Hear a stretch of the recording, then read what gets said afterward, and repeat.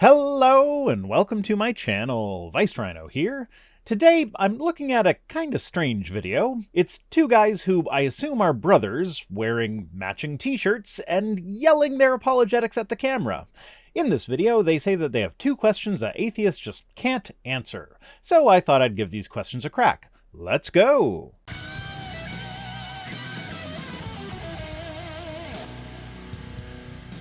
Now, a lot of atheists claim that they have all the science on their side and they have all the facts on their side and they don't require any faith. We are Christians and the Christians are the ones who are just believing in God with blind faith. I mean, kinda.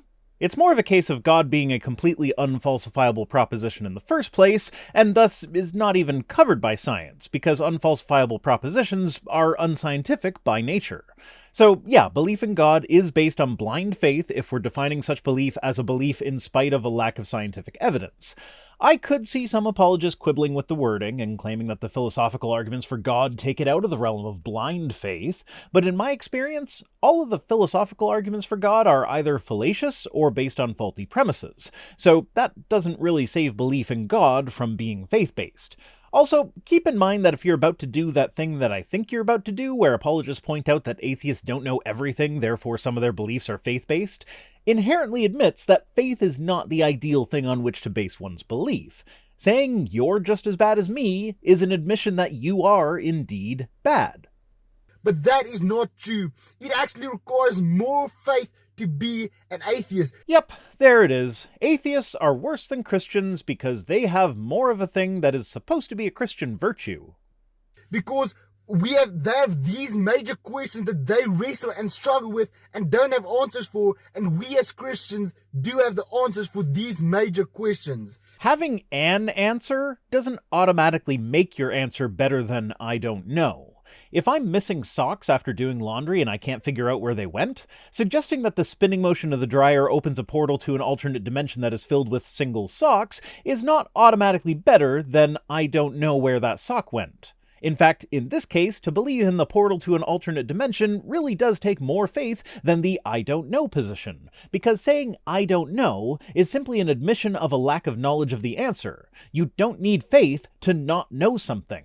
But the portal to an alternate dimension is something for which we have no evidence aside from socks going missing sometimes. There is no evidence that points exclusively to that conclusion. It could also be a sock goblin that collects single socks for their nest. It could also be fairies, sock disintegration rays. Whatever you can think up, the evidence points to it pretty much equally. Which means that you don't really have evidence, you have a data point that could potentially be used in conjunction with other data points as evidence, but by itself is not evidence. So the first question is, where did life come from? Probably either tidal pools or geothermal vents. Now, the famous scientist and atheist Richard Dawkins said the following. We'll play a clip. I'm skipping this clip, we all probably know it. It's that interview he gave for the movie Expelled, where he went into it not knowing that it was an intelligent design documentary, so he tried to take Ben Stein's questions seriously.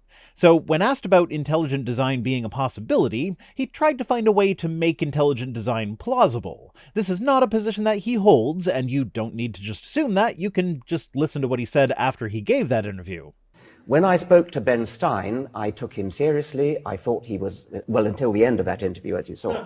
And when he asked me that question, something like, could you ever imagine any kind of intelligent design?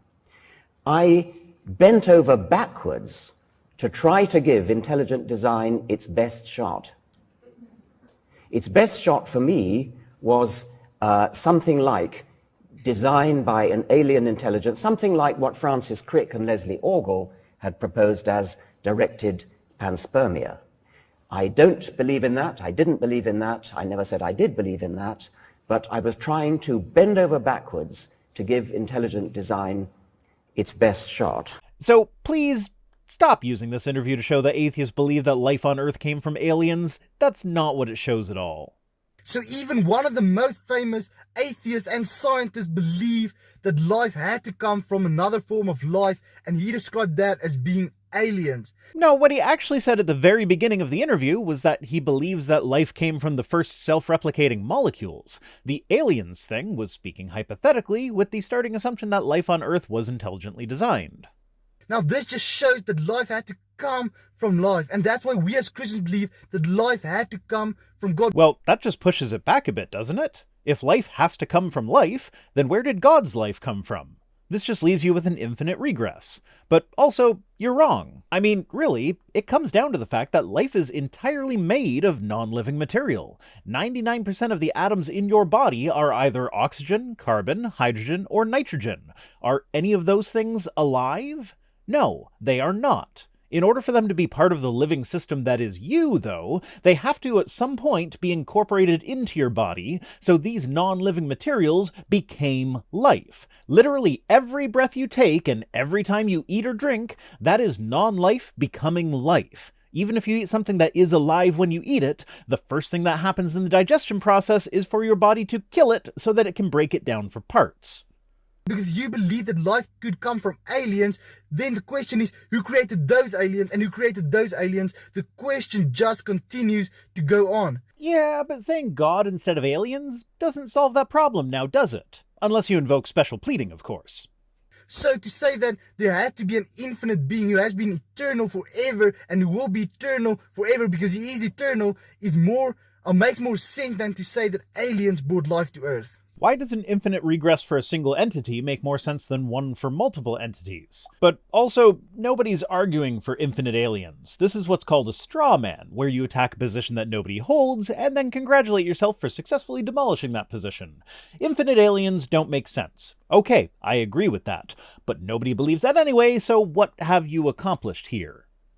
Now, firstly, atheists have to put faith in not knowing an answer to this question. No, absolutely not. Not knowing an answer is not having faith in your lack of knowledge of an answer. There are very few things that one can be certain of, but one of those things is when you don't know the answer to a question. I can say with 100% certainty that I do not know the answer to the question, where did the infinite aliens that created life on Earth come from?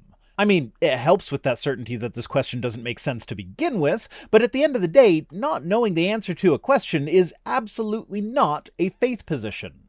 And secondly, they have to have faith that it can be anything. It can be aliens. They don't even know the answer to this question. No, it's not faith that it could be anything. And actually, the God hypothesis is a position that, if you accept it, pretty much anything else should be acceptable as well. The evidence that the Christian God did it is the same as the evidence that any other God did it. So you guys are really much closer to that position than the atheist is. Worst case scenario for an atheist is, we don't know, so let's try and figure it out. That is not faith that anything could have done it. That's just not jumping to conclusions until you have sufficient evidence to suggest a conclusion. But as Christians, all we have to do is put faith in God, because the Bible says that God breathed life into Adam. See? Now that is an example of blind faith. We don't actually know the answer, so you're just going to assume that your particular creation myth is the one that got it right, despite not having sufficient justification for that conclusion. You see, God is the one who put life into humans. So as Christians, we have the answer to this question, that life came from God. That's not really an answer, though. That's an assertion. You claim that life came from God. You say it very confidently, sure, but confidence does not equal truth. I can just as confidently claim that the all-powerful eternal Knuckle of E breathed steam onto some mud, and that's where the first life came from. But my saying that does not make it true. Not even if my saying that is based on a story that was written down in a culture's holy book a few thousand years ago. And all we have to do is put faith in God. Yeah. If by put faith in, you mean start with the assumption that God exists and that the God that exists is the one that's found in your particular interpretation of the Bible, then yes, all you have to do is put faith in God, and you arrive at a nice, tidy little answer to the question that doesn't actually answer anything meaningfully. My Knuckle of E hypothesis actually has better explanatory power here. The appropriate materials to kickstart life came from the steam that it breathed on the mud, and that's when abiogenesis started. Your story just has God magically transforming dirt into a fully formed human, only to realize later that the fully formed human needed a mate, so after trying to get him to mate with all the animals, he finally caved and made Eve out of that guy's rib. Yeah, the more I think about it, the more likely the Knuckle of V becomes.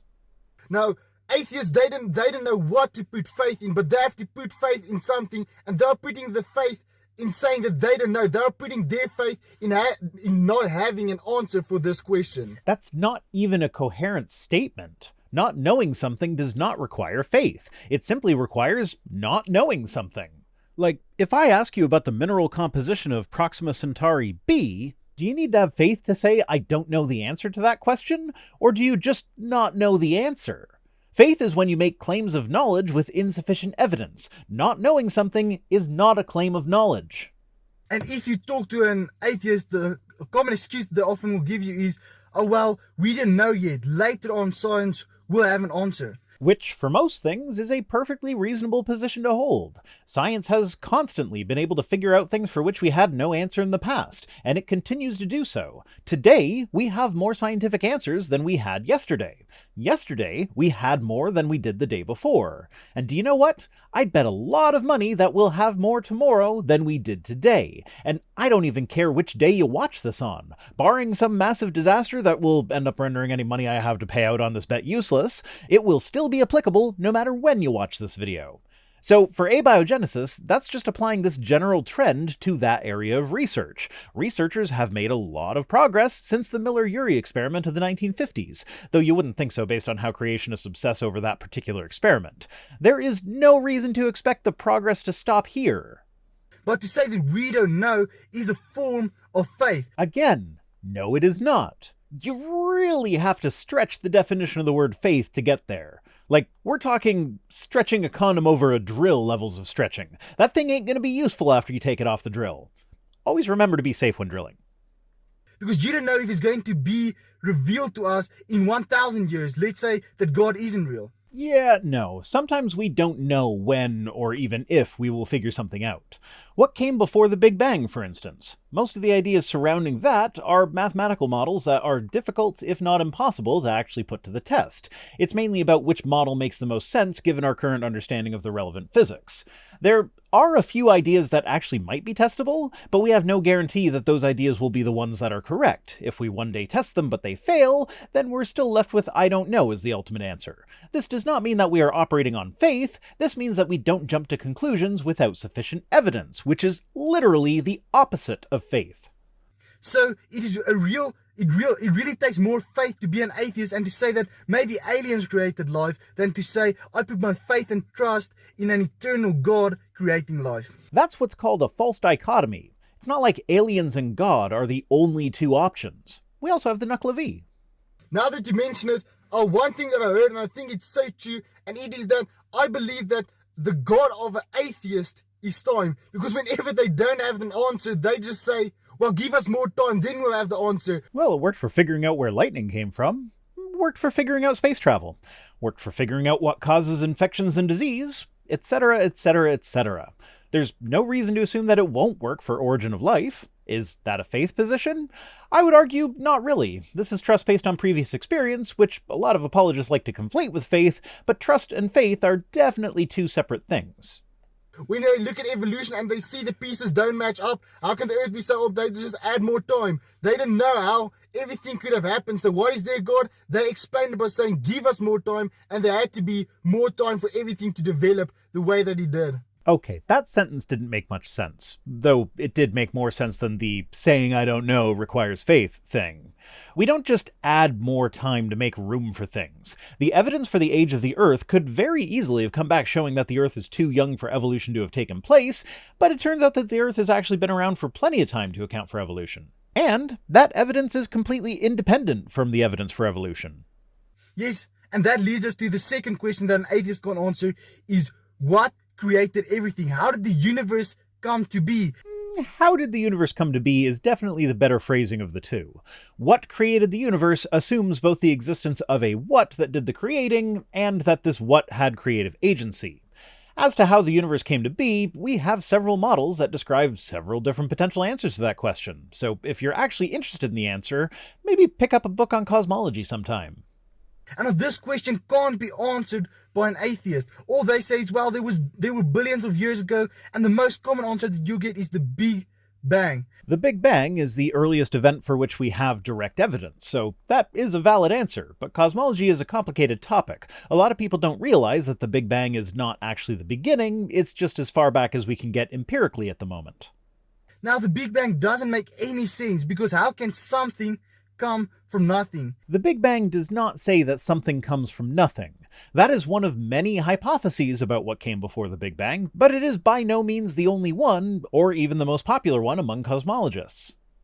And then you have to also give an answer to what was there before the Big Bang. What caused the Big Bang? How did the Big Bang start? The Big Bounce, the Hartle-Hawking state, the reversal of entropy, the cosmic inflation of the multiverse, etc. These are just some of the dozens of hypotheses about what came before the Big Bang. And actually, a common problem in both cosmology and origin of life research is not so much that we have no answers to these questions, it's that we have too many answers, and at the moment, no clear way of narrowing down the options to figure out which, if any, of the current answers is the actual correct answer. I don't know is not to be confused with we have no idea, although in fairness to these guys, Dawkins did respond to the statement you have no idea how it started with no nor has anyone, and these guys are making this video kind of as a reaction to that interview. Now, that interview happened around 2008, it could be that origin of life research has progressed quite a bit since then. Well, that's actually undeniable, it has progressed quite a bit since then. But I don't know the exact state of origin of life research at that time, so it is possible that no idea was an accurate way to describe it then, but is not anymore. And even if it was an inaccurate description at the time, that just means one thing. Richard Dawkins was wrong when he said that. He's been wrong about a lot of things over the years, so this would just be one more thing to add to the list. That's all. Because you can't have or create the Big Bang when there has been nothing before the Big Bang. And who said there was nothing before the Big Bang?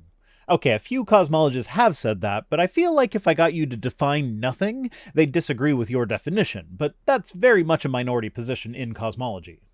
So then you have to answer also the question, before the Big Bang, what was there? Because if there was nothing, or even if there was something, why out of being there forever before the Big Bang did it suddenly choose to form and explode into the Big Bang? Again, read up on some cosmology. If the Big Bounce is true, then the collapse of the previous iteration of the universe is what caused the Big Bang. If entropy reversed at the moment of the Big Bang, then before the Big Bang is a functionally incoherent statement. The universe extends out infinitely in both directions, with the arrow of time traveling in different directions, apparently reversing itself at the Big Bang. And there are other solutions for other cosmologies, but you know what? I'd be willing to grant that your average atheist on the street probably won't be familiar with this stuff, so they might not be able to answer. My point is that there are answers out there if you actually care to spend a few minutes looking for them. And another great fallacy about this is how can order come from disorder? That is literally impossible. No, that is literally not impossible. If you watch my live streams, you'll have seen me discuss a news article with Apologia about self-replicating RNA molecules evolving into an ecosystem, complete with symbiotic relationships. All the researchers did was make sure that the molecules had enough resources to sustain replication, and as time went on, the RNA and its interactions with other strains of RNA became more complex, eventually developing from parasitic relationships to the ordered system of symbiotic relationships. But all that aside, there's a whole category of systems that are called self-organizing systems. These are systems where, as long as there is sufficient available energy, they will spontaneously self-organize without any control by an external agent. I normally try to avoid citing Wikipedia, but this is such a common occurrence in systems from all across many different sciences, everything from physics, chemistry, and biology to cybernetics, social science, and traffic flow, that I'll just quote from the intro on the Wikipedia page, and if you're interested in any particular aspect, Wikipedia is a good jumping-off point. Self-organization, is often triggered by seemingly random fluctuations amplified by positive feedback. The resulting organization is wholly decentralized, distributed over all the components of the system. As such, the organization is typically robust and able to survive or self-repair substantial perturbation. And this covers everything from rock crystallization to starling murmurations. If I take something and I break it, let's say for example I take a glass and I break it, a whole universe won't start. Or let's say something small, a plant cannot be created if I break a glass. Okay, his accent made a few of those words hard to understand, but what I think I got there was that he's saying that breaking a glass won't Big Bang another universe into existence? I will fully admit that I might be wrong here, but if I am right, Then of course not, nor would we expect it to. The Big Bang happened when so much energy was so densely packed into so small an area that the laws of physics as we know them ceased to function. Breaking a glass doesn't compress anything to that point, so we wouldn't expect anything more than broken glass to result. Something of order cannot come from something of disorder. That is scientifically impossible. That is just demonstrably not true. There are so many examples of self-organizing systems that take disorder and turn it into order spontaneously with no directing inputs that I couldn't even decide which one to use and ended up just plopping down a Wikipedia article that lists them. But to pull out a couple examples, every single cell in your body contains a lipid bilayer, which is the direct result of the self-organization that happens when polar lipids are exposed to water. You can also just go grow sugar crystals on a string like most school children have done at some point, and you'll see order coming from disorder happening right in front of you. So for atheists to believe that, they are rejecting science. Yeah, that's right. Believing that things that you can literally watch happen right in front of you can happen is a rejection of science. Sure thing there, buddy. Yes, definitely. And so what this question basically tells us is that yes, an atheist can say to you, well, the Big Bang created everything, but an atheist will never be able to answer what was there before the Big Bang. We'll be able to answer it better than the apologists will. Because they can't answer how did or what happened that out of forever before the Big Bang, that these things would suddenly form the Big Bang. Again, we can answer that better than the apologists can, because we actually have mathematical modeling on our side. Is there a mathematical model that can explain God? Or one that can explain exactly how God did any of the stuff that he's supposed to have done? I have never in the history of my channel heard a single apologist propose a single mechanism for anything that God has done, with the possible exception of organizations like BioLogos that attribute scientific mechanisms to God, despite God being unnecessary for any of those mechanisms. This is a case of Christians borrowing from the atheist worldview.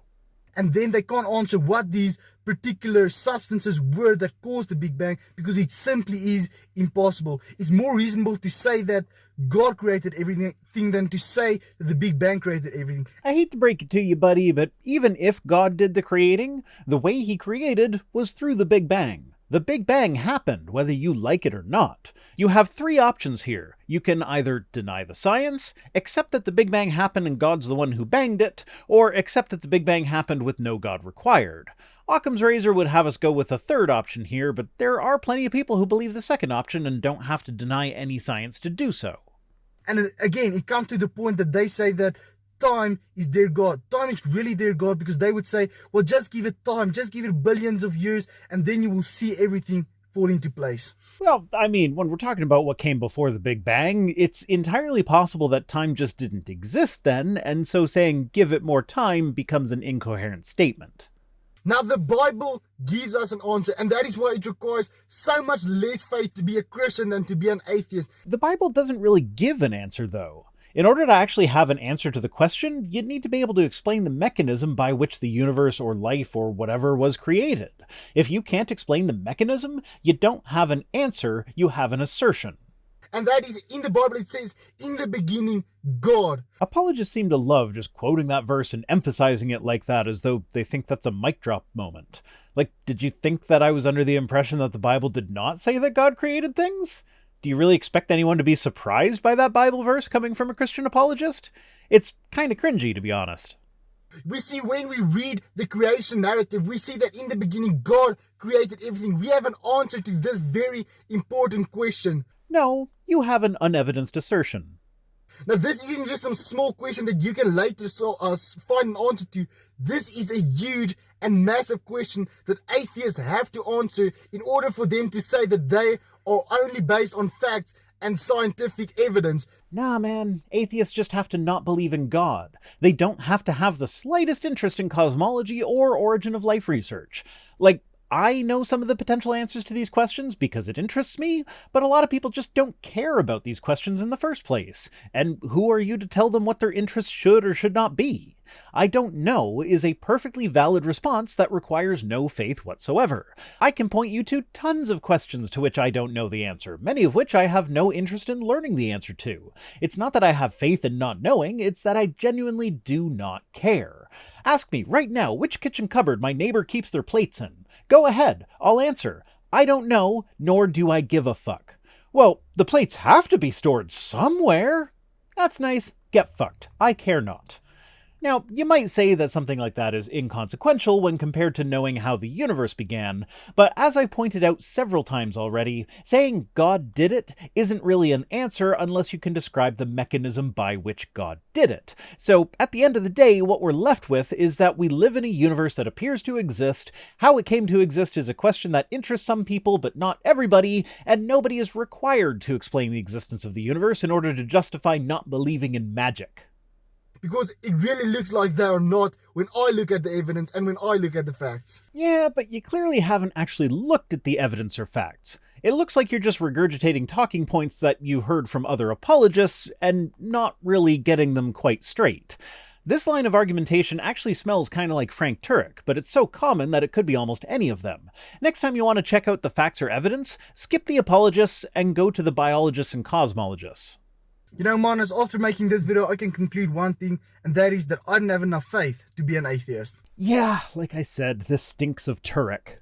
That's it for this one. Today's comment of the day comes to us from Hazel Green, who says, anyone else craving a Vice Rhino decal for your car/laptop/phone? And yes, I pronounce it decal, not decal. Well, Hazel, patrons at the $10 level will get a free sticker sent out to them, on the condition that I actually remember to do that. Sorry, Amanda, it's coming. If I apologize to you publicly in a video, that should give me the kick in the pants I need to actually get it to the post office, right? But if you don't want to wait for me to get around to mailing it, you can just go to merch.vicerhino.com and get the die-cut stickers from my Teespring store. I don't plug my store often, so I figured this was a good time. I usually forget it even exists, actually.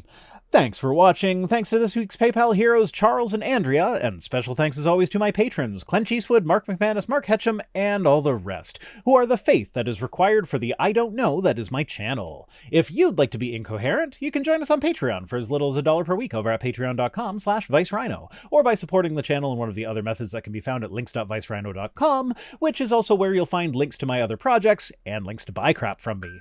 If for whatever reason you want to send me stuff, my P.O. Box address is in the description. See you next time!